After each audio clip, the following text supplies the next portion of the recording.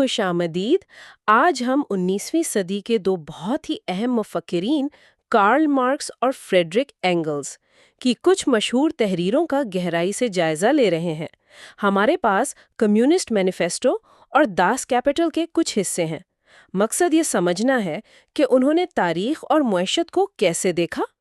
جی بالکل، یہ تحریریں ایک ایسے وقت میں سامنے آئیں جب صنعتی انقلاب یورپ کو تیزی سے بدل رہا تھا، تو مارکس اور اینگلز نے کوشش کی کہ سمجھیں یہ سرمایہ دارانہ نظام کیسے کام کرتا ہے، یہ طبقاتی کشمکش کیا ہے اور مستقبل میں کیا ہو سکتا ہے۔ تو آج ہم انہی بنیادی دلائل کو سمجھنے کی کوشش کریں گے: تاریخ، طبقات، بورژوازی، پرولتاریہ اور سرمایہ داری کا نظام۔ چلیں شروع کرتے ہیں۔ سب سے پہلے کمیونسٹ مینیفیسٹو 1848 میں شائع ہوئی، چھوٹی سی کتاب لیکن اثر بہت بڑا۔ صرف تجزیہ نہیں، ایک طرح کا اعلان بھی تھا۔ صحیح کہا آپ نے۔ اس کا جو مرکزی خیال ہے نا، جسے اینگلز نے بعد میں اور واضح کیا، وہ یہ ہے کہ کسی بھی دور کا جو معاشی نظام ہوتا ہے، یعنی لوگ کیسے چیزیں بناتے ہیں، کیسے بانٹتے ہیں، وہی اس دور کی سیاست، قانون، یہاں تک کہ سوچ کی بنیاد بنتا ہے۔ اور اسی بنیاد پر قدیم زمانے کے بعد سے انسانی تاریخ دراصل طبقاتی جدوجہد کی تاریخ ہے، یعنی ایک طبقہ جو استحصال کرتا ہے اور دوسرا جس کا استحصال ہوتا ہے، ان کے درمیان مسلسل لڑائی۔ مینیفیسٹو کا پہلا ہی جملہ یہی ہے: اب تک کے تمام معاشروں کی تاریخ طبقاتی جدوجہد کی تاریخ ہے۔ تو وہ کہتے ہیں کہ جاگیرداری کے بعد جو نیا سرمایہ دارانہ معاشرہ آیا، اس نے طبقات ختم نہیں کیے۔ جی نہیں، ختم نہیں کیے۔ ان کے مطابق طبقات کو زیادہ واضح اور آسان بنا دیا۔ مطلب اب معاشرہ بنیادی طور پر دو بڑے مخالف کیمپوں میں بٹ گیا ہے: برجوازی اور پرولتاریہ۔ بالکل، برجوازی یعنی جدید سرمایہ دار، وہ لوگ جو فیکٹریوں، زمینوں یعنی پیداوار کے ذرائع کے مالک ہیں اور منافع کے لیے مزدوروں کو اجرت پر رکھتے ہیں۔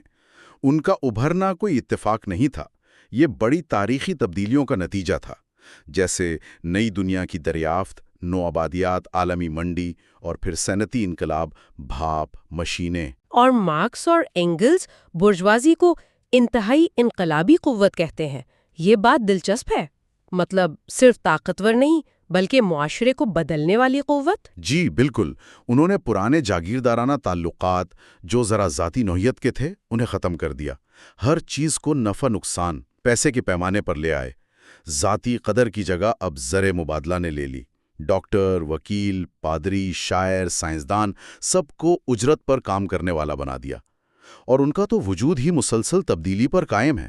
انہیں سروئی پیداوار کے اوزار بدلنے پڑتے ہیں، پیداواری رشتے بدلنے پڑتے ہیں، جس سے پورا سماجی ڈھانچہ بدلتا رہتا ہے۔ یعنی ٹھہراؤ تو ممکن ہی نہیں اس نظام میں۔ ہاں، ان کا مشاہدہ یہی تھا۔ عالمی منڈی کی ضرورت انہیں پوری دنیا میں لے گئی، پیداوار اور کھپت کو عالمی بنا دیا، مقامی صنعتیں پیچھے رہ گئیں، قومیں ایک دوسرے پر منحصر ہو گئیں۔ لیکن پھر وہ یہ بھی کہتے ہیں کہ برجوازی نے انجانے میں اپنی قبر خود کھود لی ہے۔ یہ کیسے؟ وہ کہتے ہیں کہ برجوازی نے نہ صرف وہ ہتھیار بنائے جو اسے تباہ کریں گے، یعنی پیداواری قوتیں جو اب اس کے کنٹرول سے باہر ہو رہی ہیں، بلکہ ان ہتھیاروں کو چلانے والے لوگ بھی پیدا کر دیے، یعنی جدید مزدور طبقہ، پرولتاریہ۔ اچھا، تو پھر پرولتاریہ کون ہے؟ ان کی کیا تعریف کرتے ہیں مارکس اور اینگلز؟ پرولتاریہ وہ لوگ ہیں جن کے پاس اپنے پیداوار کے ذرائع نہیں ہیں، مطلب نہ زمین، نہ فیکٹری، نہ مشین۔ زندہ رہنے کے لیے وہ اپنی محنت کی طاقت بیچنے پر مجبور ہیں۔ اور صنعتی انقلاب نے ان کے کام کو کیسے بدلا؟ بہت زیادہ بدلا۔ مشین آنے سے کام کا وہ انفرادی ہنر ختم ہو گیا۔ مزدور خود مشین کا ایک حصہ، ایک پرزہ بن گیا۔ ان کی اجرت بھی بس اتنی رکھی جاتی ہے کہ وہ زندہ رہ سکیں اور مزدوروں کی اگلی نسل پیدا کر سکیں۔ فیکٹری میں فوجی نظم و ضبط ہوتا ہے، وہ مشین کے بھی غلام، مالک کے بھی غلام۔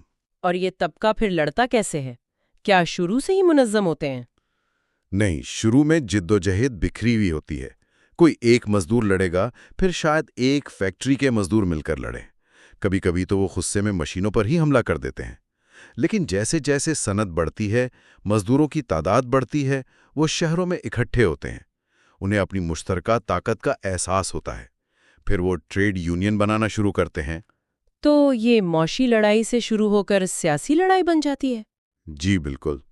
مارکس اور اینگلز کے نزدیک ہر طبقاتی جدوجہد لازمی طور پر ایک سیاسی جدوجہد ہوتی ہے، اور جو جدید ذرائع مواصلات ہیں جیسے ریلوے وغیرہ، وہ اس عمل کو تیز کرتے ہیں، دور دراز کے مزدوروں کو جوڑتے ہیں۔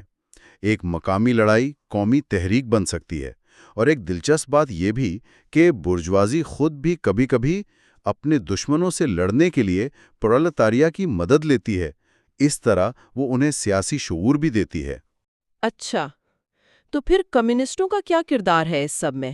کیا وہ الگ سے کوئی پارٹی ہیں؟ مینیفیسٹو کہتا ہے کہ کمیونسٹ کوئی الگ پارٹی نہیں بناتے، ان کے مفادات وہی ہیں جو تمام پرولتاریہ کے ہیں۔ ان کا فوری مقصد پرولتاریہ کو ایک طبقے کے طور پر منظم کرنا، برجوازی کی حکومت ختم کرنا اور سیاسی طاقت حاصل کرنا۔ اور ان کا بنیادی نظریہ کیا ہے جسے وہ ایک جملے میں بیان کرتے ہیں؟ وہ ہے نجی ملکیت کا خاتمہ۔ نجی ملکیت کا خاتمہ، اس سے تو بہت غلط فہمیاں پیدا ہوتی ہیں۔ کیا مطلب ہے ان کا؟ جی، وہ اس کی وضاحت کرتے ہیں۔ ان کی مراد ہر قسم کی نجی ملکیت سے نہیں ہے، بلکہ خاص طور پر برجوا نجی ملکیت سے ہے، یعنی سرمایے کی وہ شکل جو دوسروں کی محنت کا استحصال کر کے جمع ہوتی اور بڑھتی ہے۔ وہ کہتے ہیں کہ جو اعتراض کیا جاتا ہے کہ اس سے ذاتی محنت سے کمائی چھوٹی ملکیت ختم ہو جائے گی، وہ غلط ہے، کیونکہ سرمایہ داری تو خود ہی چھوٹے کسانوں اور کاریگروں کی ملکیت ختم کر رہی ہے۔ اور جو دوسرے اعتراضات ہیں کہ کمیونزم سے کاہلی آئے گی، خاندان تباہ ہو جائیں گے، قومیں مٹ جائیں گی، ان سب کا وہ جواب دیتے ہیں۔ ان کا کہنا ہے کہ یہ سارے تصورات، خاندان، قانون، اخلاقیات، قوم، یہ خود برجوا معاشرے کی پیداوار ہیں، اور ان کا مطلب حکمران طبقے کے لیے کچھ اور ہوتا ہے اور پرولتاریہ کے لیے کچھ اور۔ مثال کے طور پر خاندان؟ وہ کہتے ہیں برجوا خاندان پیسے اور منافع پر قائم ہے، جبکہ مزدور طبقے میں تو خاندان پہلے ہی ٹوٹ پھوٹ رہا ہے، غربت اور حالات کی وجہ سے۔ نجی ملکیت کے بارے میں کہتے ہیں کہ آج کے معاشرے میں 90% لوگوں کے پاس تو ویسے ہی کوئی ایسی نجی ملکیت نہیں ہے جس سے وہ دوسروں کا استحصال کر سکیں۔ ٹھیک ہے، تو انقلاب کے بعد کیا ہوگا؟ مینیفیسٹو کچھ اقدامات بتاتا ہے؟ جی، وہ کچھ فوری اقدامات تجویز کرتے ہیں جو سب سے ترقی یافتہ ممالک میں کیے جا سکتے ہیں، جیسے زمین کی ملکیت ختم کرنا، بھاری پروگریسو انکم ٹیکس، وراثت کا خاتمہ، بینکنگ، ٹرانسپورٹ کا ریاستی کنٹرول، سب کے لیے مفت تعلیم۔ مقصد یہ کہ پیداوار کے ذرائع آہستہ آہستہ ریاست کے ہاتھ میں آ جائیں، اور یہاں ریاست سے مراد ہے منظم پرولتاریہ، تاکہ پیداواری قوتوں کو تیزی سے بڑھایا جا سکے۔ لیکن کیا یہ فہرست حتمی تھی؟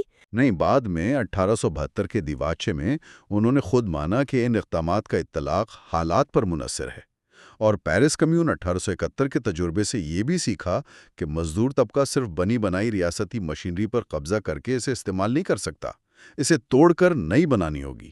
مینیفیسٹو میں اس وقت کے دوسرے سوشلسٹ نظریات پر بھی تنقید ہے۔ جی ہاں، مختصراً وہ ان سب کو یا تو رجعت پسند یعنی ماضی کی طرف لے جانے والا، یا پھر طبقاتی جدوجہد کی حقیقت سے انکار کرنے والا قرار دیتے ہیں۔ تو خلاصہ یہ کہ مینیفیسٹو ایک طرح سے تاریخ کا تجزیہ، حال کی تصویر اور مستقبل کا ایک نقشہ پیش کرتا ہے۔ بالکل، ایک بہت ہی طاقتور اور اثر انگیز تحریر۔ اچھا، یہ تو ہوئی مینیفیسٹو کی بات، لیکن یہ سرمایہ داری روزمرہ کی بنیاد پر کام کیسے کرتی ہے؟ اس کی گہرائی میں مارکس داس کیپٹل میں جاتے ہیں، خاص طور پر یہ سوال کہ سرمایہ بنتا کیسے ہے اور یہ نظام خود کو زندہ کیسے رکھتا ہے۔ جی، داس کیپٹل کا ایک بہت بنیادی تصور ہے ابتدائی جمع کاری، یعنی پریمیٹیو ایکیومولیشن۔ یہ وہ تاریخی عمل ہے جس نے سرمایہ داری کے لیے آپ کہہ لیں سٹیج تیار کیا۔ یہ کیسے ہوا؟ کیا یہ عام خرید و فروخت تھی؟ مارکس کے مطابق نہیں، یہ کوئی پرامن عمل نہیں تھا۔ اس میں بڑے پیمانے پر کسانوں کو ان کی زمینوں سے بے دخل کیا گیا، چرچ کی زمینیں ضبط ہوئیں، مشترکہ زمینوں پر قبضے ہوئے۔ انگلینڈ کی تاریخ اس کی مثالوں سے بھری پڑی ہے۔ تو مطلب سرمایہ داری کی شروعات میں ہی ایک طرح کی زبردستی شامل تھی، لوگوں کو ان کے ذرائع معاش سے الگ کیا گیا۔ مارکس کی دلیل یہی ہے۔ وہ کہتے ہیں کہ طاقت ہر پرانے معاشرے کی دائی ہے جو ایک نئے معاشرے سے حاملہ ہے، یعنی طاقت کا استعمال ہوا۔ ریاست نے اس میں اہم کردار ادا کیا، قانون بنائے، تشدد کیا، پھر نوآبادیاتی نظام، قومی قرضے، بھاری ٹیکس، یہ سب طریقے تھے جنہوں نے دولت کو چند ہاتھوں میں جمع کیا اور اسے سرمایہ میں بدلا۔ نو آبادیات سے جو دولت لوٹی گئی وہ سیدھی یورپ آئی اور سرمایہ بنی۔ ٹھیک ہے، اور جب یہ نظام ایک بار قائم ہو گیا تو پھر یہ خود کو کیسے چلاتا ہے؟ سرمایہ دارانہ پیداوار کا عمل خود ہی اس بنیادی علیحدگی کو بار بار پیدا کرتا ہے، یعنی مزدور کا اپنے اوزاروں سے الگ ہونا۔ مزدور مجبور ہے اپنی محنت بیچنے پر تاکہ زندہ رہ سکے، اور سرمایہ دار اس محنت کو خریدتا ہے تاکہ منافع کما سکے۔ یہ ایک چکر ہے جو چلتا رہتا ہے۔ وہ لینکشائر کے کاٹن مل مالکان والی مثال بڑی اہم لگتی ہے اس حوالے سے۔ جی ہاں، وہ 1863 کے بحران والی بات۔ جب فیکٹریاں بند ہوئیں تو ایک مل مالک ایڈمنڈ پورٹر نے کہا کہ مزدوروں کو کہیں اور جانے نہ دیا جائے۔ اس نے کہا کہ یہ مزدور فیکٹری کی تربیت یافتہ طاقت ہیں، انہیں یہیں روک کر رکھنا چاہیے، چاہے فاقے کریں، تاکہ جب کام شروع ہو تو وہ دستیاب ہوں، گویا وہ فیکٹری کی مشینری کا حصہ ہوں۔ یہ تو بہت سخت رویہ ہے۔ اچھا، اب آتے ہیں اس سوال پر جو داس کیپٹل کے مرکز میں ہے، منافع کہاں سے آتا ہے؟ مارکس کا جواب ہے اضافی قدر یا سرپلس ویلیو۔ یہ کیا چیز ہے؟ دیکھیں، یہ مارکس کے تجزیے کا شاید سب سے اہم نقطہ ہے۔ ان کا کہنا ہے کہ ایک مزدور جتنی دیر کام کر کے اپنی اجرت کے برابر قدر پیدا کرتا ہے، سرمایہ دار اس سے زیادہ دیر کام کرواتا ہے۔ اچھا، تو یہ جو اضافی وقت ہے جس کی اسے اجرت نہیں ملتی، اس دوران پیدا ہونے والی قدر اضافی قدر کہلاتی ہے۔ اور یہی اضافی قدر بنیاد بنتی ہے منافع کی، سود کی، کرائے کی۔ تو مارکس کے مطابق منافع صرف ہوشیار کاروبار یا رسک لینے کا نتیجہ نہیں، بلکہ بنیادی طور پر مزدور کی اس محنت کا نتیجہ ہے جس کا اسے معاوضہ نہیں ملا۔ بالکل، یہی ان کا مرکزی دعویٰ ہے کہ سرمایہ دارانہ نظام کا راز اسی اضافی قدر کو پیدا کرنے اور اسے حاصل کرنے میں ہے۔ داس کیپٹل میں پیسے اور کریڈٹ یعنی ادھار کے نظام پر بھی بات ہوئی ہے۔ یہ کیسے نظام کو متاثر کرتے ہیں؟ پیسہ تو چیزوں کے تبادلے کو ممکن بناتا ہے، لیکن کریڈٹ سسٹم یعنی ادھار، بینک، سٹاک مارکیٹ، یہ سب چیزیں معاملے کو بہت پیچیدہ بنا دیتی ہیں۔ بینک کیا کرتے ہیں؟ وہ لوگوں کی چھوٹی بچتوں کو جمع کرتے ہیں اور پھر بڑے قرضے دیتے ہیں۔ وہ پوری معیشت کے لیے ایک طرح سے پیسے کے لین دین کے مرکز بن جاتے ہیں۔ اور اسی سے جعلی سرمایہ یا فکٹیشس کیپٹل کا تصور جڑتا ہے۔ یہ کیا ہے؟ جعلی سرمایہ مارکس کی اصطلاح ہے۔ یہ ایسی چیزوں کے لیے جو سرمایہ کی طرح خریدی بیچی جاتی ہیں، لیکن ان کے پیچھے فوری طور پر کوئی حقیقی پیداواری اثاثہ نہیں ہوتا، جیسے سرکاری قرضے کے بانڈز یا کمپنیوں کے شیئرز۔ یہ اصل میں مستقبل کی آمدنی پر دعوے ہیں۔ ریاست نے قرضہ لیا، وہ خرچ ہو گیا، لیکن وہ بانڈ مارکیٹ میں چلتا رہتا ہے۔ تو اس میں خطرہ کیا ہے؟ مارکس کے نزدیک یہ کریڈٹ سسٹم اور جعلی سرمایہ پیداوار کو اس کی اصل حدود سے بہت آگے لے جانے کا ذریعہ بنتے ہیں۔ اس سے بڑے پیمانے پر اسٹے بازی ہوتی ہے اور پھر مالیاتی بحران آتے ہیں۔ یعنی جو چیزیں پیداوار بڑھانے میں مدد دیتی ہیں، وہی عدم استحکام اور بحران کا سبب بھی بنتی ہیں۔ یہ تو آج کل کی دنیا سے بہت ملتا جلتا لگتا ہے۔ اچھا، انہوں نے جوائنٹ سٹاک کمپنیوں یعنی آج کی کارپوریشنز کے بارے میں کیا کہا؟ انہوں نے اسے ایک اہم تبدیلی سمجھا۔ یہاں سرمایہ بہت سے شیئر ہولڈرز کا ہوتا ہے اور کمپنی چلانے والے مینیجرز اکثر مالک نہیں ہوتے۔ مارکس نے اسے کہا، سرمایہ دارانہ پیداوار کے اندر ہی سرمایہ دارانہ نجی ملکیت کا خاتمہ۔ مطلب پیداوار تو اب بھی منافع کے لیے ہے، لیکن ملکیت زیادہ سماجی شکل اختیار کر رہی ہے، اگرچہ ہے وہ اب بھی نجی۔ وہ اسے ایک عبوری مرحلہ سمجھتے تھے۔ ٹھیک ہے، اور منافع کی تقسیم کیسے ہوتی ہے؟